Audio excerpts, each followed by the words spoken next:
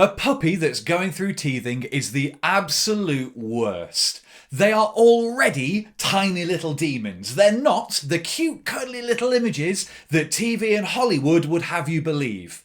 Now imagine giving an already difficult creature pain in its mouth that it can't explain and it can't do anything about. This just makes everything in its life 10 times worse.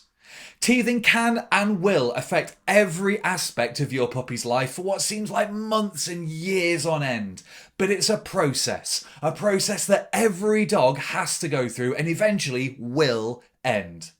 So let's take a look at the ins and outs of puppy teething here on the School Doggery YouTube channel. I'm Matt, and as ever, if there's anything you'd like to know about puppies or dogs, then please come find us. We are at School Doggery on all good social media. So just like us, puppies are born with two sets of teeth in their heads. A set of deciduous teeth comes first at around 3 weeks, followed by their permanent set of teeth, which should start to appear at around 3 months.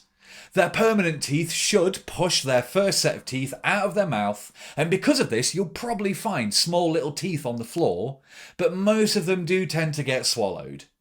Don't worry if you never find one and your pup swallows all of their teeth, they will pass them with ease. How long this process can take does vary from breed to breed, but usually by 6 to 8 months old, your dog should have all of their adult teeth and this should be in the rearview mirror. Again, like us, when a tooth falls out, you'll often find blood either in or around the hole. Do your best to get them to lick something if you can, like a licky mat or a Kong, as licking calms and soothes a dog. It almost acts like a bit of an anaesthetic. Normally there won't be too much blood and it should stop quite quickly. If it persists though, as ever, it's always best to check with your vet if you're unsure. The reason that you might find some blood in your puppy's mouth is because they haven't got 28 little teeth in there, it's 28 little tiny razor blades. Imagine the prick of a hypodermic needle, and that's not far off how it feels to have a puppy nip on your hand or leg. During their teething, they also tend to go through an exploring phase. This means everything gets picked up in their mouths and given more than a couple of good test chews. This is really quite normal behaviour, but shouldn't be rewarded where possible. If they chew on anything that they shouldn't, interrupt them with a good ah and remove whatever that item is. Then get them a suitable chew toy and encourage them to play with that instead.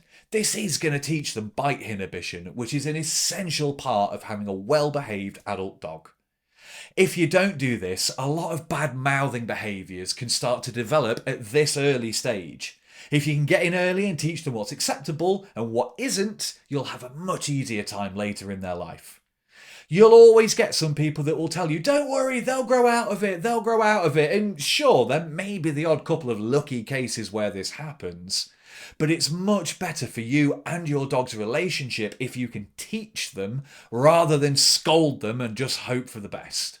If you can interrupt the bad behaviour, remove the item, replace it with something acceptable, and then give them some praise for doing the right thing, you'll condition them into chewing on the right things. This in turn helps them make good choices on their own. Try to make sure you've got a good stock of different chew toys handy. We had some amazing success in the early months with the triple Gnarlabone pack that comes in a different range of textures. Because it's got different textures, and if you keep them frozen, it can hit every inch of a dog's mouth and help them find where the problem is. Keeping it frozen is another way of giving them a mild anaesthetic that helps cool and calm the area. I've got some very vivid memories of holding a Gnarlabone for Freddie so that he could get it right to the back of his mouth where he needed it when he was young. If we hadn't have provided something good for him to chew on, then he would have chewed up his bedding, he'd have chewed up pillows, the sofa, the floor, any of that kind of stuff. So it was on me to help him as best as I could. Because we really found them so useful, they tend to be the first present that we buy our friends when they tell us that they're getting a new puppy. Now, because they chew so much at this young age, there's no such thing as an ideal chew toy that is 100% safe. Puppies can and will destroy everything if you give them enough chance. You'll find horror stories about every single chew toy out there with people telling you to stay away and ditch every single one of them. But as long as you keep an eye on them when they're chewing, Don't let them have something for too long and keep things clean. You should be okay. The one range of products that I will warn against though, because it can be tempting, is rawhide. Rawhide seems like a good, cheap, edible thing to let them chew on, but their stomachs struggle to break it down. Instead of breaking it down and digesting it, it tends to get turned into small chunks which can then swell and cause blockages and potentially even internal damage. Don't get me wrong, we definitely gave Freddie rawhide when he was younger and before we knew what we were doing, but thankfully he'd only ever had it in small amounts, so it didn't turn into a problem. If you were to give a dog a lifetime of rawhide treats, you will more than likely lead to some avoidable problems later in their life. To counter that though, the one set of products that I will swear by are Kongs, and frozen Kongs especially. These things are incredible and I would buy shares in them if I could. Fill one of these with something like doggy peanut butter, oats, maybe a little fruit and yogurt too, and then freeze it overnight. The results are an amazing cooling sweet treat that really keeps them busy for hours and not only relieves their pain, also tires them out as a bonus on top. They really are that useful, and I promise this is not a sponsored ad. However, if you are out there, Kong, call me. Teething can seem like it comes in phases. There could be a couple of weeks go by where you think everything's fine, everything's settled, then all of a sudden another adult tooth erupts through, pushes another one out of the way, and you kick off the whole process again. Even once they've got their full set of adult teeth, teething pain can still occur while their heads and their jaws grow to their full size. While their heads and jaws are growing, their teeth still move around a little bit and this still causes discomfort. So just because you think they've got their full set of grown-up teeth, don't get rid of those teething aids just yet.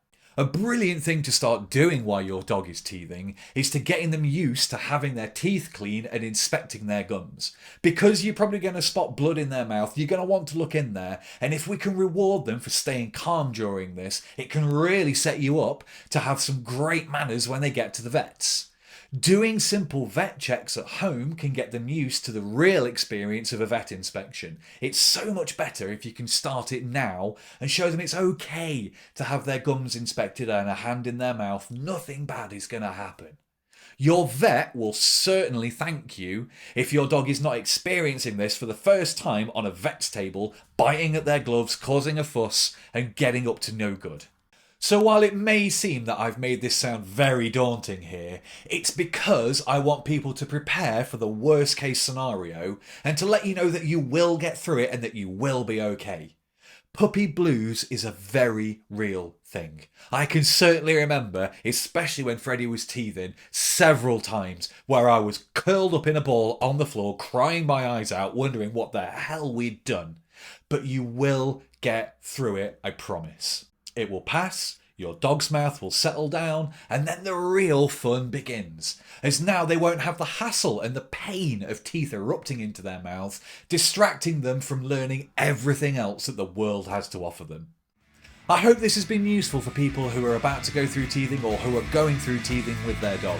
If there's anything else that you'd like to know about puppies or about dogs in general, please come and find us on our social medias @SchoolDoggery. And until next time, please look after yourselves and your dogs.